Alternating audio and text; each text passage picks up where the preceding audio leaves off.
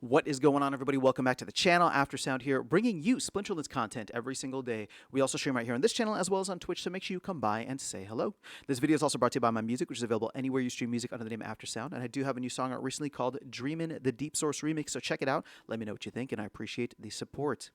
All right, guys, let's talk about survival mode because as of yesterday, August 5th, 2025, we got a new update to survival mode as part of the team's ongoing effort to entice more participation in this before they, do a vote for rewards coming in from the DAO. And that is to restrict the cooldown timer to only survival mode. So if a card dies in survival mode, it is only unavailable in survival mode. You can still play it in any other area of the game, including modern, including wild, including tournaments and all that. And that to me is huge. I gotta say, like, if anything, this probably should have been implemented from the beginning. I can understand the team was just trying to go, bare minimum and see how things would go. And obviously this is something that I think it makes sense for the team to add in. But to me, it's going to be something where, for myself, I know that I'll be playing more. Now, I haven't jumped into survival mode quite yet. Most of the time, I end up botting my account in wild, and if I want to play for fun, I've just been doing practice mode with modern so that I can understand and keep up with the meta.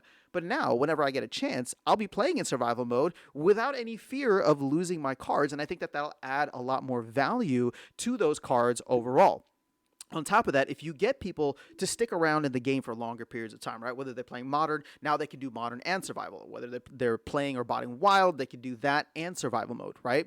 And so it creates another opportunity for people to engage with the game. Now, I understand you can go and you can bot survival mode too, and I'm sure people are going to find a way to double bot those.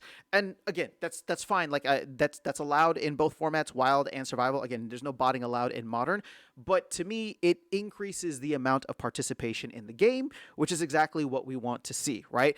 As it stands, most of the time what we saw with survival mode is it was only people that had very deep collections that weren't afraid of losing cards, or they already had, more than one copy of whatever cards that they needed.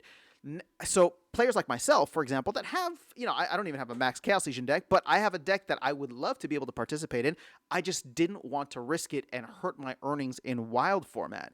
So as we have separated the formats out now, just with this little change, to me, that represents a huge shift. And kind of what I want to get into as I'll close out the video here is this is the type of thing that I would love to see more of. And I've talked about it in the past between the different formats. And what I mean by that is I would love survival mode to not just be like another game mode or another format, but like truly another game mode where you earn survival mode glint.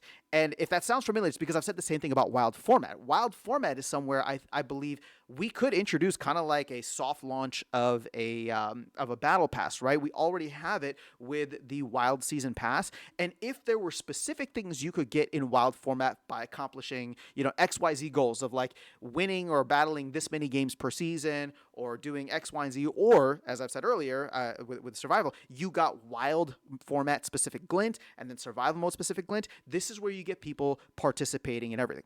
Now, obviously, survival mode has its own energy system in the same way that frontier mode has its own energy system. So you're starting to see this separate out in a very let me put it this way, in a way that I would love to see, right? In a way that I'm actually appreciating. So the only tie now is between modern and wild and the energy that's there. And I'm not yet ready to say, okay, you know what, we should have separate energy for modern and wild. I'm sure other people want to have that conversation, and I'm not saying that we shouldn't have that conversation.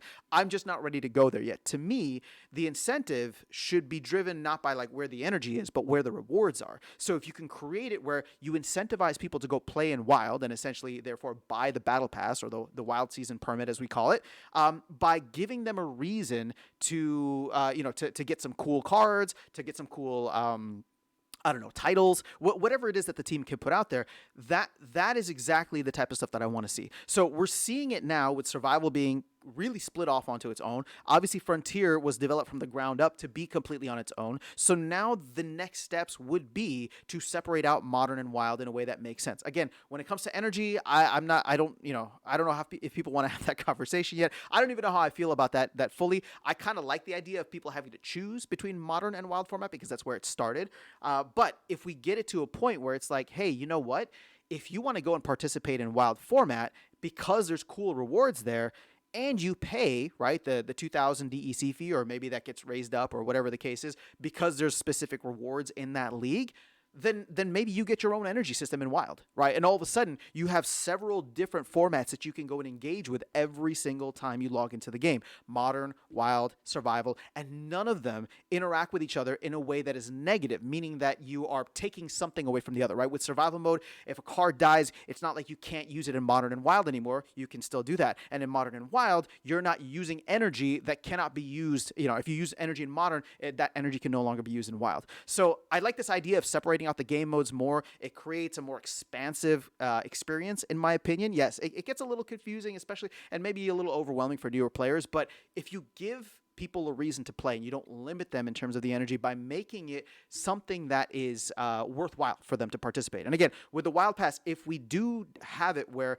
you know, with Wild format, I should say, if we have it where there is a separate energy system there, then I would say that maybe we should consider changing the Wild season permit cost, right? Again, I haven't looked at the numbers yet. All I'm saying is that if we give our own energy there and there's more rewards, that could be another conversation, but I'm not trying to go too far down that rabbit hole just yet. Just want to call this out. I think it's a great move by the team, and I love the fact that we're slowly moving towards this way of dividing up the different formats and creating separate siloed game experiences that people can enjoy to their liking. So that is all I have for you guys in this video. Let me know your thoughts in the comments below. Otherwise, I'll catch you all in the next one and see you around the game. Take care.